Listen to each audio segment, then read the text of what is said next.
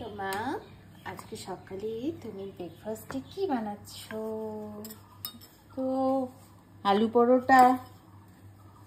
আর কিছু করছে না? না, আলু পরোটা, আচার আছে, আচার দিয়ে খেয়ে নিই। দিদুনের হাতের আচারটা দারুণ হয়েছে কিন্তু।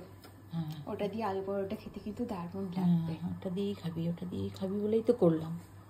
ও, এখানে একটা বসিয়ে দিয়েছো? হ্যাঁ, বাহ, দারুণ হয়েছে তো। এবার ইস, কখন হবে দে ভাজি। আর খাবো।